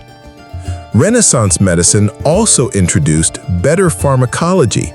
Instead of dangerous mercury and gemstone powders, physicians began creating remedies based on plant-based compounds and real observation. Some common improvements included willow bark extracts for mild pain relief, cleaner herbal infusions to reduce fever, alcohol-based antiseptics for wounds, safer sedatives for calming mothers during long labors. These small steps didn't eliminate danger entirely, but they gave queens a fighting chance where none existed before. Queens who survived because of change. While tragedies still occurred, some queens began surviving childbirth thanks to evolving medical care. Maria de' Medici survived 6 pregnancies using advanced Renaissance birthing techniques introduced by Italian physicians. Elizabeth of Valois, Queen of Spain, lived through multiple complicated labors thanks to improved midwifery practices. Anne of Denmark, Queen of England, survived repeated childbirths during an era when cleaner tools and safer medicines were slowly being introduced. These successes showed that science, even in its earliest form, could rewrite royal destinies. The secrets still hidden. Even with these improvements, royal courts remained extremely secretive about a queen's medical care. Breakthroughs were kept private to give one dynasty an advantage over rivals. Physicians competed fiercely to secure positions in royal households, offering their most advanced methods to powerful queens first. This meant innovations spread slowly, and many ordinary women never saw these benefits for centuries. A small step, a giant impact. Renaissance medicine didn't solve everything. Queens still faced deadly infections, massive blood loss, and risky pregnancies. But for the first time in history, knowledge began to replace blind faith. Birth rooms grew cleaner, treatments grew smarter, and survival rates, though still low, finally began to rise. The Renaissance didn't erase the dangers of childbirth, but it lit the first candle of hope in the dark halls of royal medicine. For the first time in centuries, queens had more than prayers and charms. They had doctors learning, experimenting, and slowly, very slowly, discovering how to save lives. In the next chapter, we'll explore how even these improvements couldn't save entire dynasties. Because while some queens survived, the repeated deaths of others triggered wars, collapses, and political chaos that reshaped European history forever. When thrones fell silent. Throughout history, kings wore crowns, queens carried dynasties, and empires stretched across continents. But behind the glittering jewels and golden thrones lay a fragile truth. A single empty cradle could destroy a kingdom. Queens risked their lives again and again to secure heirs, but when they died too soon or their children didn't survive, dynasties crumbled, alliances broke, and entire empires were thrown into chaos. The crown's hidden weakness. Royal families built their power on bloodlines. One healthy son meant stability. 2 or 3 meant safety. But no heir? That was a disaster. Without a successor, rival families fought for control. Foreign kingdoms invaded. Civil wars erupted. And all of this often started inside the queen's chamber, with one dangerous birth gone wrong. The Tudor dynasty, a kingdom on the edge. Perhaps no royal family understood this better than the Tudors of England. Henry VIII's desperate search for a male heir led him to 6 marriages and a trail of heartbreak. His first wife, Catherine of Aragon, endured 6 pregnancies, but only 1 child survived, Mary I. His second wife, Anne Boleyn, gave birth to Elizabeth I, but miscarried multiple times after that. Accused of betrayal, she was executed. His third wife, Jane Seymour, finally gave Henry the son he wanted, Edward VI, but she died 12 days after childbirth. Edward became king at just 9 years old and died at 16, leaving no heir. The Tudor dynasty survived only because Elizabeth I rose to power, but she never married and had no children. When she died in 1603, the Tudor dynasty ended forever. The Spanish Habsburgs, the curse of inbreeding. In Spain, the Habsburg dynasty faced a different problem, centuries of intermarriage to keep the bloodline pure. This practice led to severe health issues, infertility, and repeated miscarriages. The most tragic example was King Charles II of Spain, born in 1661 after generations of close relative marriages. Charles suffered from weak immunity, developmental issues, infertility. Despite multiple marriages, he had no children. When Charles died in 1700, the Spanish Habsburg bloodline ended, plunging Europe into the War of the Spanish Succession, a massive conflict involving almost every major kingdom. The French Valois dynasty, broken by tragedy. In France, the Valois dynasty collapsed under the weight of constant royal deaths. King Henry II's wife, Catherine de' Medici, gave birth to 10 children, but repeated illnesses and childhood deaths destroyed the family's future. Her 3 sons all became kings, and all 3 died young, leaving no male heirs. The throne passed to distant relatives, sparking decades of religious wars and political chaos across France. The Scottish succession crisis. Scotland faced a similar tragedy when King Alexander III died in 1286 without a surviving male heir. His only living descendant was his granddaughter, Margaret the Maid of Norway, just 3 years old. Margaret was sent to Scotland to claim the throne, but she died on the journey at age 7. With no clear successor, Scotland descended into years of civil war, eventually leading to English invasions and centuries of conflict. The wars that followed empty cradles. The absence of heirs didn't just weaken kingdoms, it started wars. Some of history's bloodiest conflicts began with failed royal pregnancies. The 100 Years' War between England and France erupted partly because there was no clear heir after the French King Charles IV died childless. The War of the Austrian Succession started after Empress Maria Theresa became ruler in 1740. Despite surviving childbirth 16 times, her position was constantly challenged because she was a woman. The War of the Spanish Succession was triggered when Charles II of Spain died without children, drawing in France, Austria, England, and more. Each war cost thousands of lives, all because queens were pushed beyond their limits and dynasties failed to plan for survival.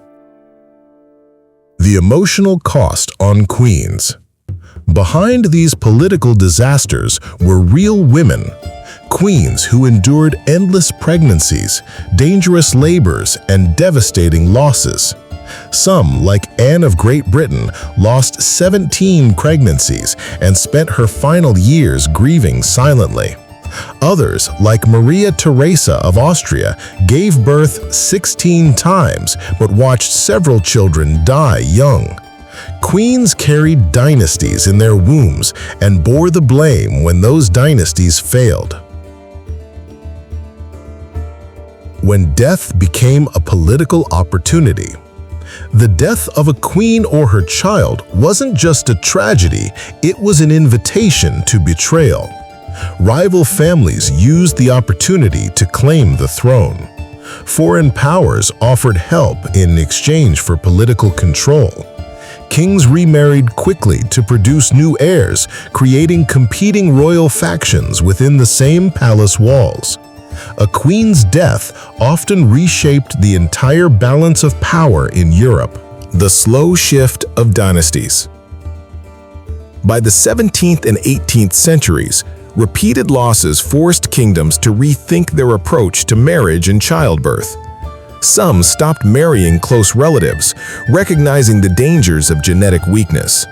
Others invested in better midwifery and early forms of medical training to protect royal mothers and heirs. Diplomatic treaties began planning for heirless successions to avoid unnecessary wars. But for many dynasties, these changes came too late.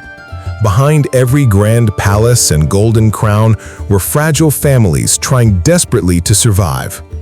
When queens died too young or heirs didn't live to adulthood, entire dynasties collapsed. Wars began, alliances broke, borders shifted, and the fates of nations was decided not on battlefields, but in silent birthing chambers, where life and death balanced on a knife's edge. In the final chapter, we'll step back and reflect on the legacy of these queens, their courage, their sacrifices, and how modern medicine has finally transformed danger they endured for centuries. The silent strength behind the crown. For centuries, queens wore glittering crowns and walked the grand halls of mighty castles. From the outside, their lives looked perfect. Wealth, luxury, power, and influence. But behind those jeweled crowns were women who carried unimaginable burdens. Every pregnancy was a gamble. Every childbirth was a battlefield.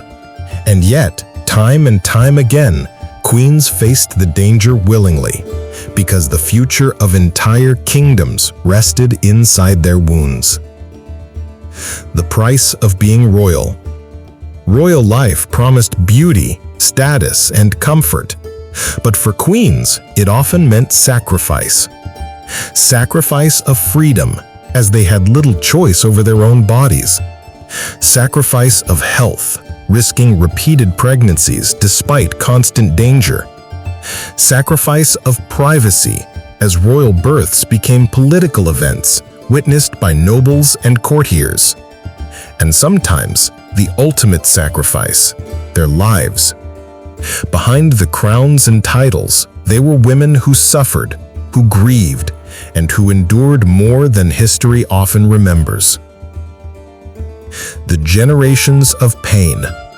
Across hundreds of years, queens endured patterns of heartbreak, endless pregnancies with little recovery time, repeated miscarriages and stillbirths, newborn deaths within days or weeks, crushing political pressure to produce heirs, and the constant fear of being replaced.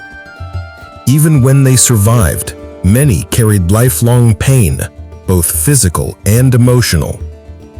And yet, they kept going.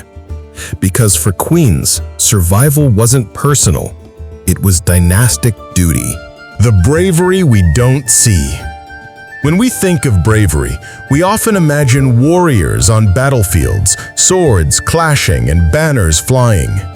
But queens fought a different battle, one hidden behind castle doors, in rooms filled with whispers and prayers, where their bodies became the front line. This courage rarely made it into history books. There were no statues or monuments for the queens who died in childbirth, no ballads sung for the women who risked everything to bring heirs into the world. But their quiet bravery shaped nations more than any war ever did. How medicine changed everything.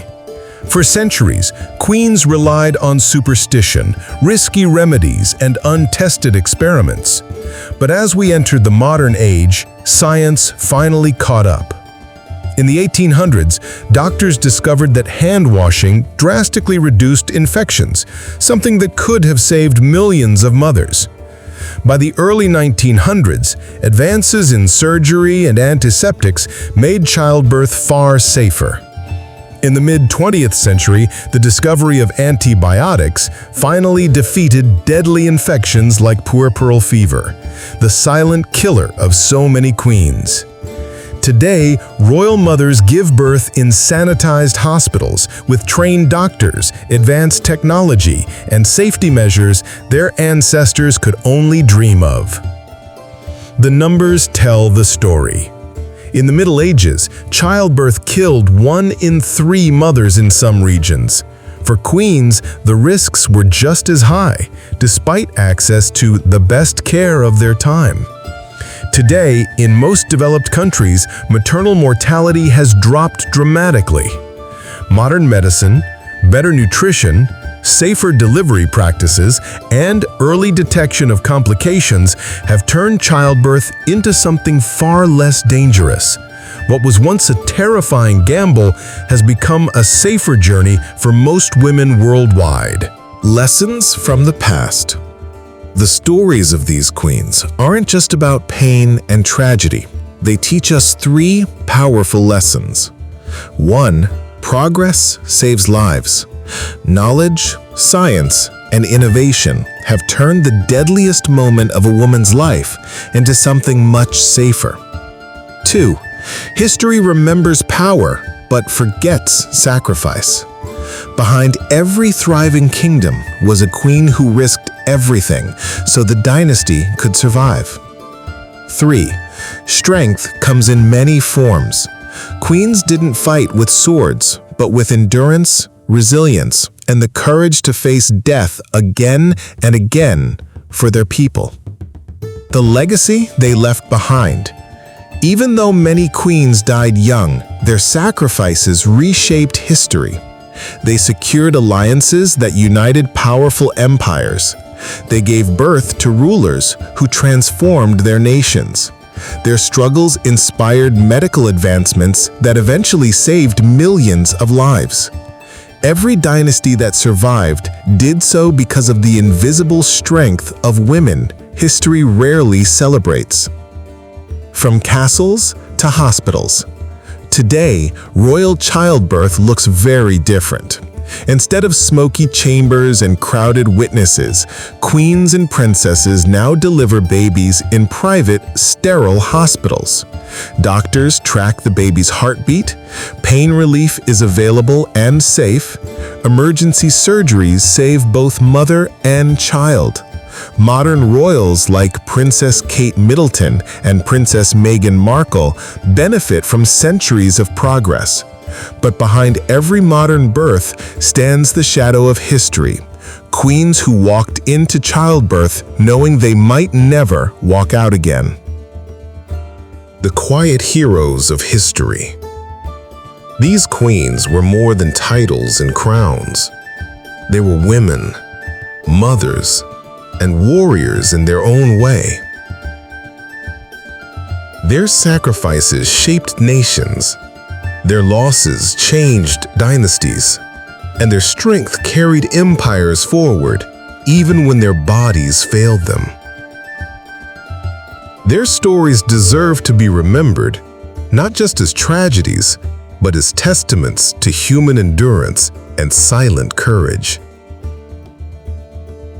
From cold castle chambers to modern maternity wards, the journey of queens through history is a story of pain, resilience, and transformation.